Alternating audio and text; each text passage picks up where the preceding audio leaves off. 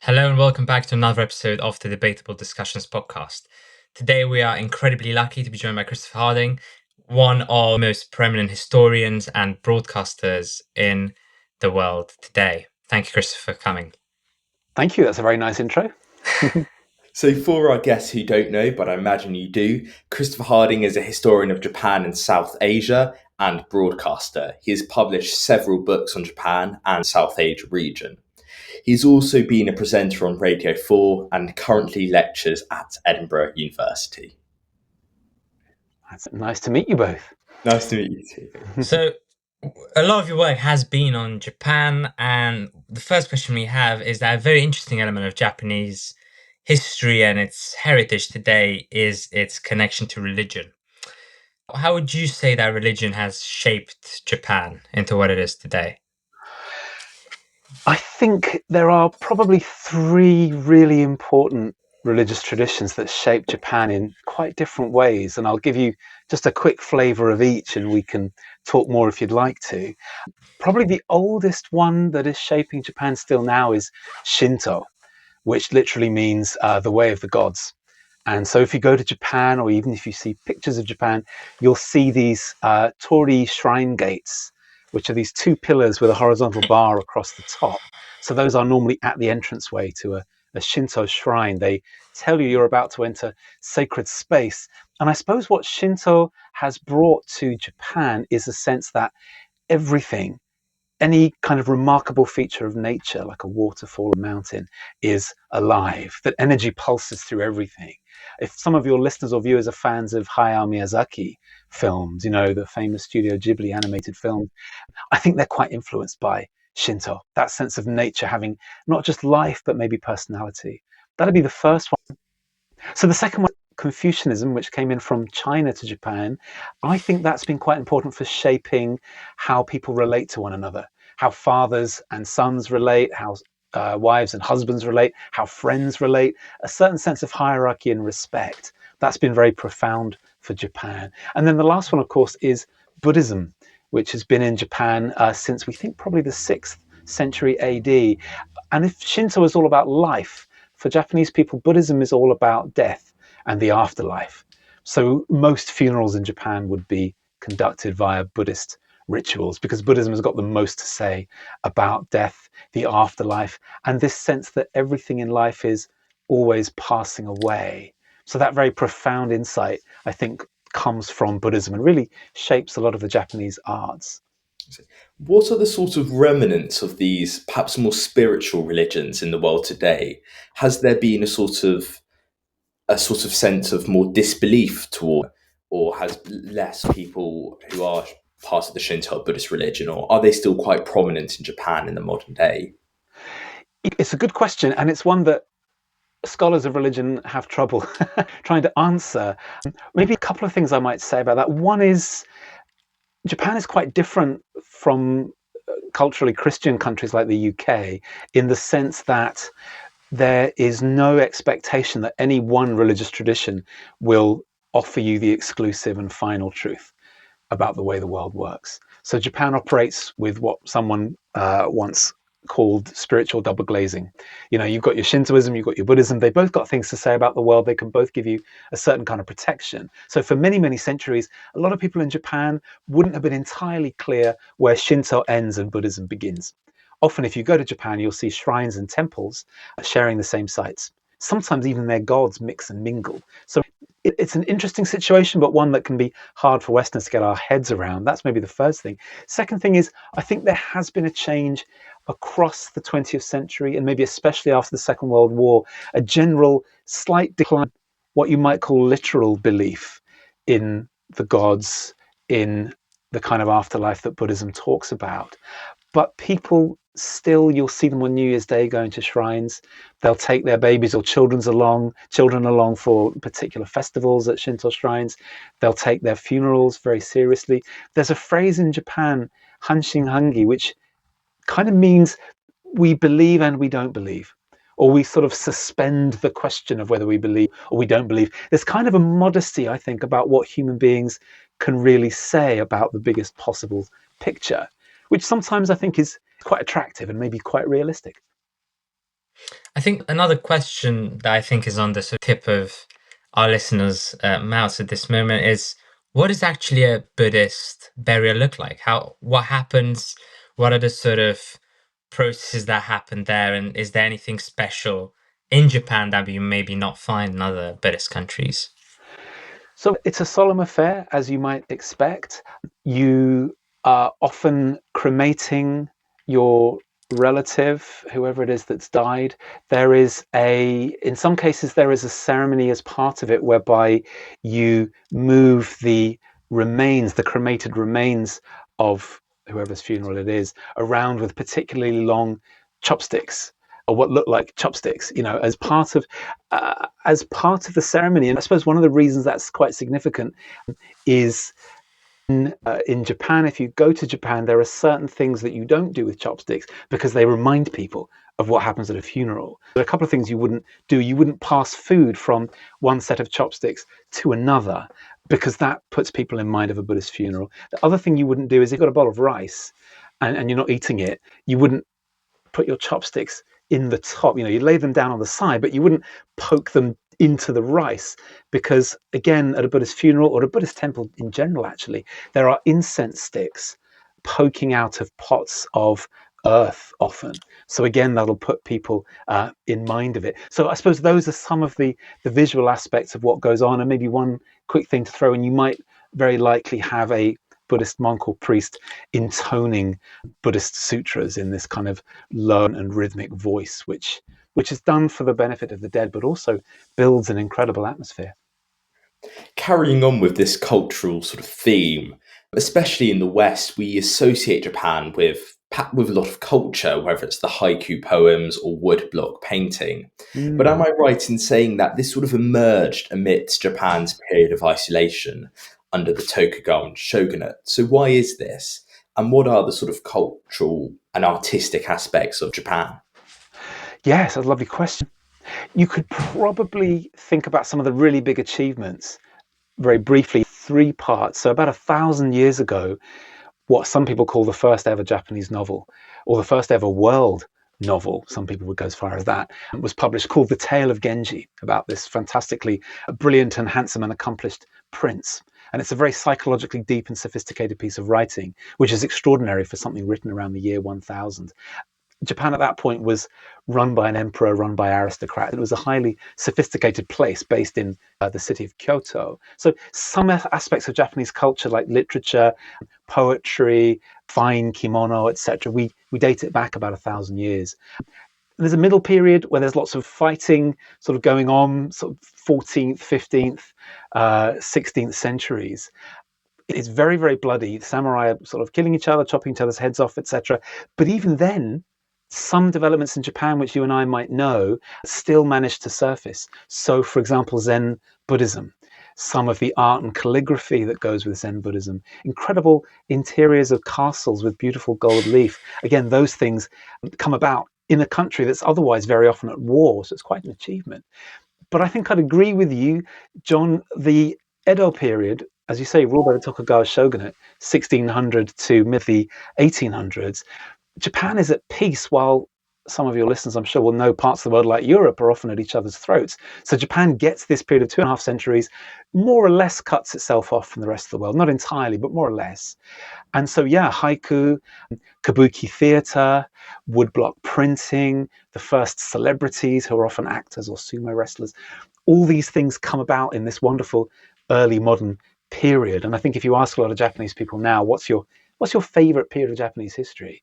Some might say that courtly aristocratic period from 1,000 years ago, but a lot would say the Edo period, because it seems like a kind of, if you live in Edo, which is now Tokyo, or Osaka, or a big city, and you had a bit of money, you could have so much fun with all these different forms of arts and entertainment. Another question is on sort of arts and the entertainment. We spoke a lot about Japan in isolation, but how much impact have its neighboring countries have had on Japan? Thinking Korea, China, maybe other countries in the region. China and Korea both an absolutely huge influence. I would say particularly from the 2nd century onwards. So China, and then sometimes direct from China, sometimes through Korea. So some of the really building blocks of Japanese culture and society. So rice agriculture comes to Japan from China. Some of the iron tools required to do that agriculture come from China through Korea. Later Buddhism, as we were talking about, Confucianism. If you go to a Japanese Buddhist temple now and you see these heavy, these grand, heavy wooden buildings with these amazing Buddhist statues inside, a lot of that artwork and also that style of temple building is originally Chinese. And some of the very first ones in Japan were actually built by Chinese and particularly Korean master crafts people. Even Japan's first constitution was inspired by China. For many centuries, including the Heian period, this period of this aristocratic period we were just talking about, the language of educated people was Chinese rather than Japanese. So that regional influence, I think, for centuries has been huge. The one thing I might say on the opposite side of it, or at least to sort of round out the point a little bit, is for people in Japan, what they'll often say is that, yes, some of these ideas came into Japan from outside, but in Japan, they've been perfected. So yes, we'll take Buddhism, but then we'll think a bit more about it. We'll try this or that practice and we'll take it to a brand new level. And almost with any aspect of culture, art or poetry, whatever it might be, people in Japan, I think, would argue that that's the trajectory. They do hoover up these ideas from elsewhere, but they take them to a brand new level in Japan. And yes, that's sort of very interesting to think about how there are these cultural influences which have almost culminated in Japan. Another notable part of Japanese history is the Meiji Restoration in 1868. It's perhaps the most famous part. Can you explain the significance of this for us? Yeah, absolutely. Let's link it back to the Edo period we were just talking about, this period of semi-national isolation, which is brought to a really abrupt and potentially quite violent end in the 1850s, when, for those of your viewers and listeners who like their American history, by the 1850s, the United States has grown and grown and grown until it's on the western seaboard of North America, so California, etc. And you can now get, on this period, 1850s, you could get from the United States to Japan in a steamship about, I think it was either 10 or 18 days off the top of my head, but quite rapidly. Japan is more and more becoming America's backyard. So the US sends some ships, some steamships under the control of someone called Commodore Matthew C. Perry to Japan, although they actually go the long way around the world, to Japan to say, basically, we want a friendship with you. We want ideally a trading relationship eventually, certainly a diplomatic relationship. And seeing those steamships just off the coast of Edo, which is now Tokyo, as we've been saying, I think is a real shock to Japan. They don't have steam technology at this point. They don't have ships that big. We think about 4 ships initially that go. Those ships combined, their firepower could have destroyed the whole of Edo. So it's an extraordinary advances in technology that have been happening elsewhere in the world, because obviously a country that's at peace doesn't really advance much in its weapons technology. If you think about how rapidly drone technology has been evolving in Russia and Ukraine, because it has to, that kind of process just hasn't happened in Japan. So they've got, the samurai have got the kind of guns that you might have if you're in the States in the 1850s. You might have it in your attic because they're so old and a little bit obsolete, but that's what the samurai are carrying. So it's a real crisis for Japan. And I suppose, a long story short, 1850s and 1860s, there's this huge debate in Japan. Well, what do we do about the outside world?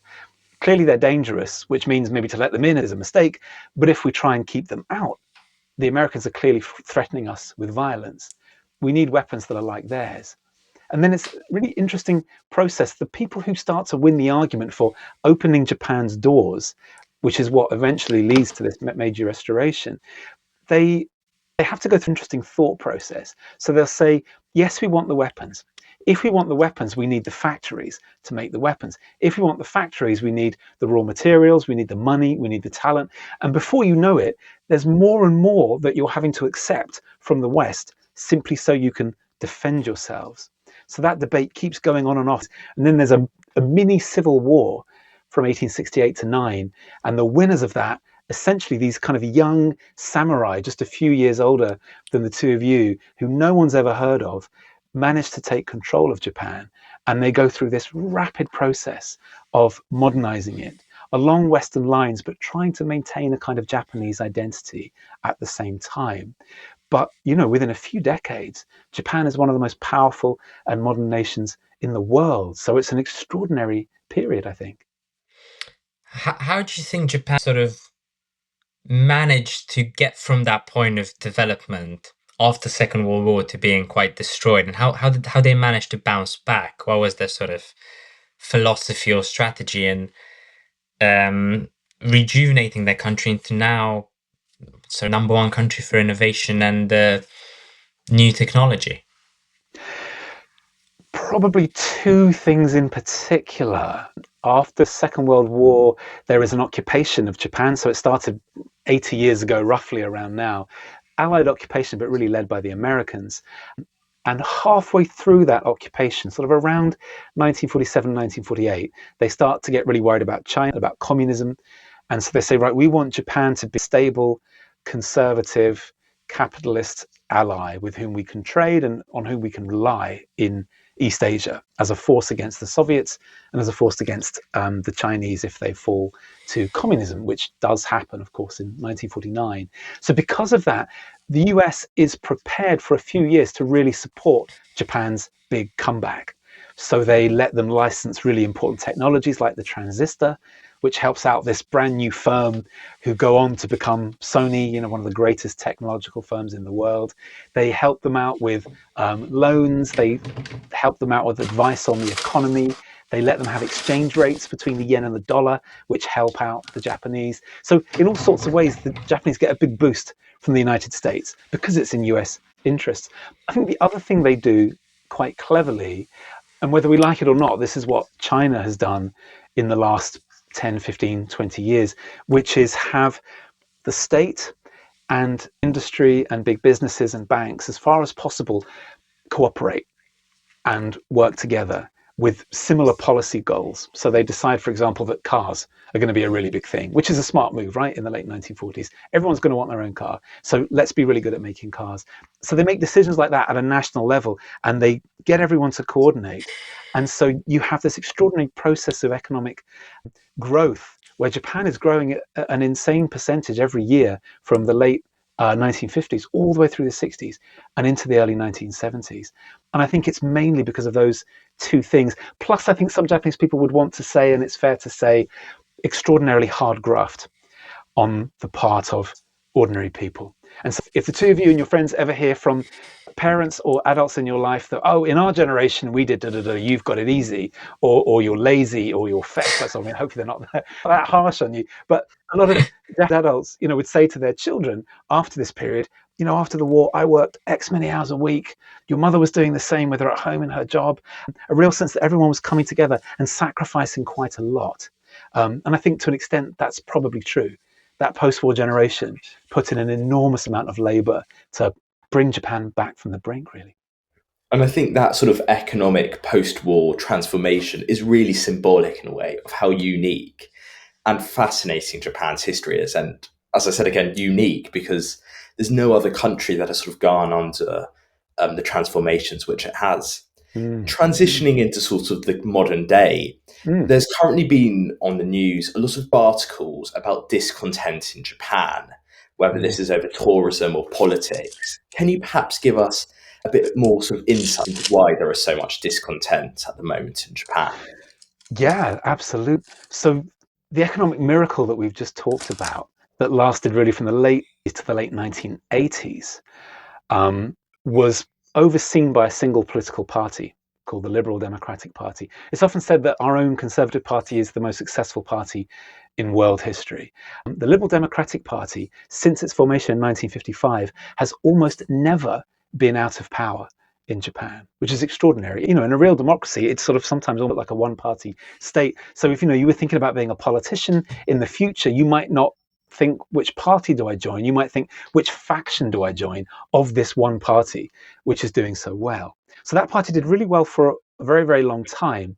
But then since the 1990s, Japan's economy has done less well. There was a bursting of its bubble, and then a few decades, we're into 2.5 decades now, of pretty slow growth and occasional recession.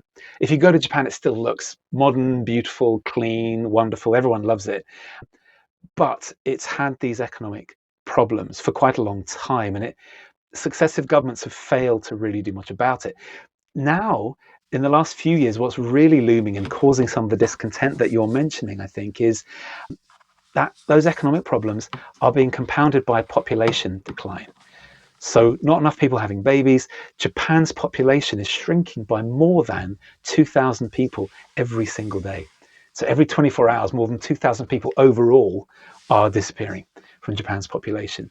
Nearly a third of Japanese are over the age of 65. Most of those are not working. They're expensive to care for. They deserve it because they've worked their whole lives. I wouldn't question the pensions and the healthcare, obviously. But nevertheless, that's a really big problem. And so what some Japanese politicians tried to do to bring extra money into the country and to sort of boost things a little bit was they looked outside Japan's borders. And they've tried two things. And now both of these things are causing big trouble in Japan. The first thing was bring in more foreign labor, because Japan is short of people. For every 4 nursing jobs in Japan at the moment, they get 1 applicant. It's a disaster, and that's a really important sector. Bring in more people from elsewhere, from China, Korea, Vietnam, elsewhere. And then also let's encourage lots of tourism, because tourists are big spenders. The British actually spend more than anyone else when they go to Japan. I'm not sure why, but we do. And so they thought that'd be a good solution as well.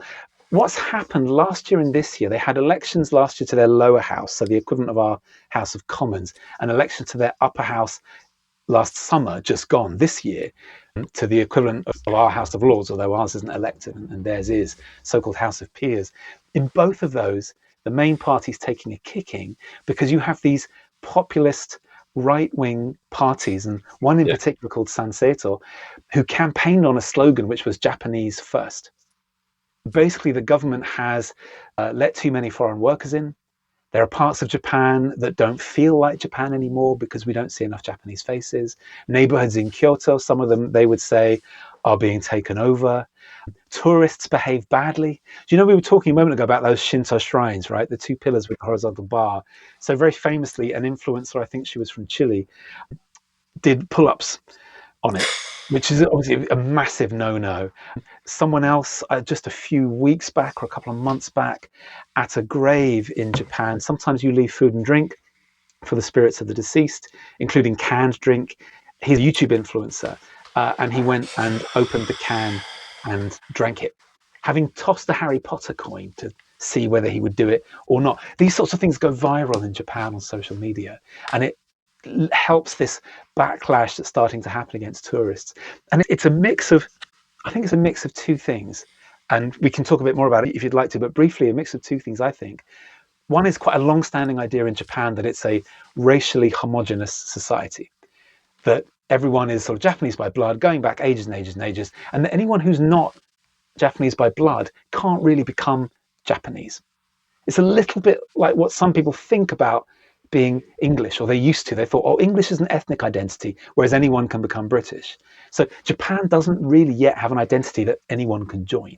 So it's partly that sense, and the sense that foreigners in Japan cannot become Japanese. They will always be foreigners, and they won't know how to behave, etc. So there's a kind of a racial argument going on.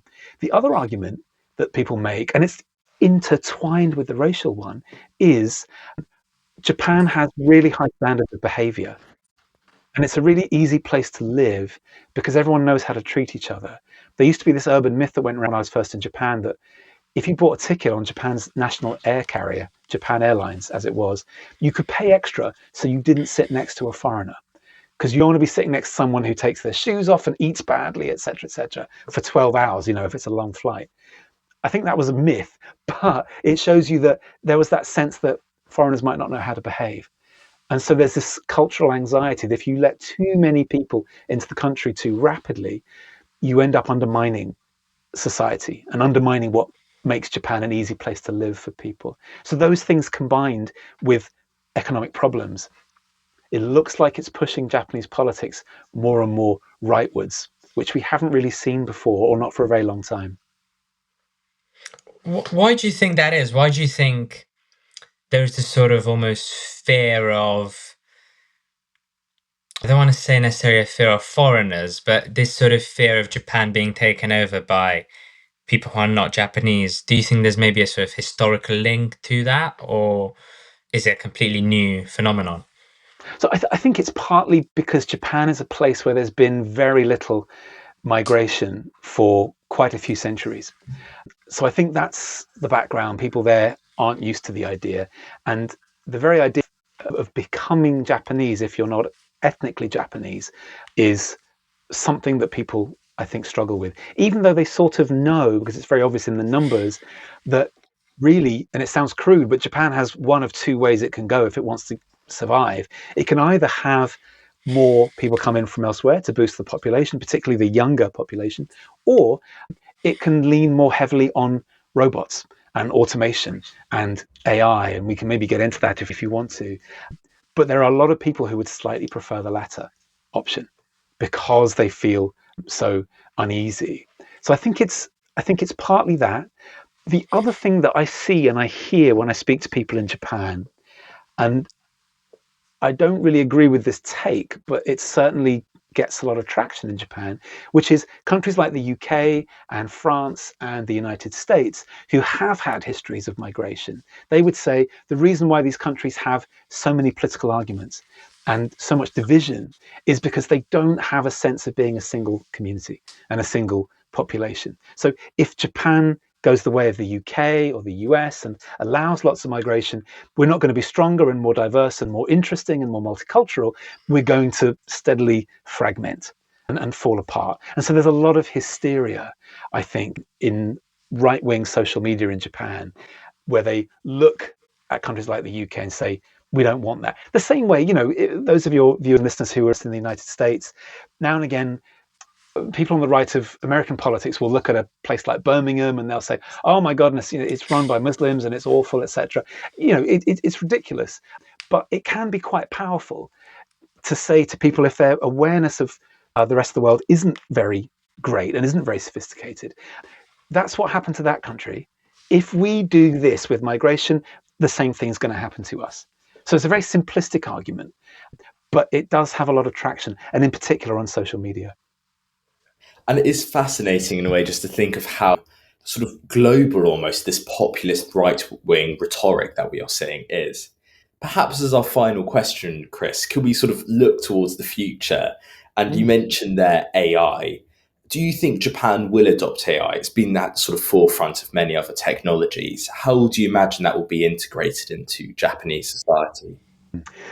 I think they're really hoping to. So I think until Japan really was at the cutting edge of technology. If it was about electronics and precision manufacturing, the Japanese were doing it better than anybody else. To the point where Americans got really upset about automobile industry competition, for example. There's a video on YouTube I found the other day from Detroit, big center of automobile manufacturing in the US, where they had a Japanese car and they were allowing people for $1 to smash it up with a baseball bat. You get one hit for $1 because people were incensed about the amount of Japanese cars coming in and that they were undermining the US automotive industry. So that changes in the 1990s. Suddenly the US is doing better. Companies we all know like Microsoft, Apple, and then Google, etc. For all sorts of reasons, Silicon Valley starts to take off and Japan, by comparison, starts to fall back a little bit. Some people say its business practices were a bit conservative, that it didn't have the venture capital funding that some of these American firms had. They didn't have the idea, the move fast and break things, or the set up a startup, let it fail, and then do it again sort of philosophy in the East. Japan didn't really do much of that. So I think in Japan, the sense of having fallen behind in the last 20 years or so. And they are hoping that both AI, but particularly AI married to semi-autonomous or autonomous robots, is the way to go. So the big thing now in Japan, as you say, for our last question, thinking about the future, the thing I would expect to happen in the next few years is Japanese AI, which interestingly is harder to develop than English language AI. That might be more technical than we want to go, but it's an interesting area. Anyway, AI married to first what we call cobots. Robots that aren't designed to replace us, but they're designed to help us out. So if you're a nurse in a care home, you haven't got enough colleagues, your back hurts, you get a care bot to come and lift a patient for you. and yet you're there to actually be with the patient, have the human contact, etc. Or if you're in a convenience store in Japan, you can't lift all the heavy boxes by yourself. You get your cobot to do that, and you again do the human interaction. I think there'll be more and more of that going on to try and accommodate this drastic reduction in Japan's labor force. Whether or not the foreign population in Japan grows and becomes integrated, I think that's 50-50 at the moment, because I don't know what Japanese politics is going to do. That's one to watch. I think just before we end as well, we are on the brink of half term. I think this video will be released just as we enter half term. And for our viewers and listeners who are a bit bored and don't really have anything to do, I've got sort of 3 quick fire questions. Number 1, best movie about Japan. Number 2 is most accurate movie about Japan. And then we're going to go on to question 3. Wow. Okay. Best movie about Japan. I'm going to give you a sad one. So if your viewers are going to watch it, they're going to want to have a box of tissues handy. An animated film called Grave of the Fireflies, which is Studio Ghibli. It's not Hayao Miyazaki, but it is absolutely beautiful. So I would have a look at that one. And I'm going to give you another historical one for most accurate film about Japan, because it's made in Japan, so it's fairly safe, with one of their great actors whose name I'm blanking on at the moment. But the film is called Warai no Daigaku, so it's University of Laughs or University of Laughter. I love that film because it's set in the Second World War at home in Japan. A lot of people, I imagine, listening to or watching this might have grown up with an idea of Japan in that period as being violent and crazy and brutal, and all those things are to an extent true. But for a sense of what was going on in Japan on the home front, how ordinary people were suffering and trying to get along with a very difficult authoritarian government, that University of Laughter is both funny and sad and uplifting. So I would watch that as well. One animated film and one live action film. There we go. And the third question, it's also book season. So obviously check out Christopher's book on Japan. But apart from your book, would you recommend a book either written by a Japanese author or about Japan that you think is necessary for people to have a look at? Yeah. Would this be sort of a fiction book or a non-fiction book about Japan? Whatever you prefer. Ooh, okay. I think if people want to put a toe in the water of Japanese fiction, they could do worse than read. What would I suggest? I think I would read a book called Snow Country by Kawabata Yasunari. He was the first Japanese person to win the Nobel Prize for Literature, and he won it partly because of that book. I'd probably recommend that, in addition to my Substack, which is chrishardingjapan.com, which they'd be very welcome to have a read of as well. So yes, I urge all our listeners, and me and Dejan, I'm sure will, to read your Substack and your books, and also all those great suggestions. So thank you very much for coming on the podcast today. I think Dejan and I found your insight quite fascinating, actually. And as I said, Japan has got this sort of unique history and politics, which makes it just so fascinating to hear about. Definitely an episode where everyone learned something new. Highly unlikely not to, and even if you haven't learned anything new somehow, you still have those film and book recommendations to take over into the holidays. Thank you, Christopher, very much for coming, and see you next week. Thanks for having me.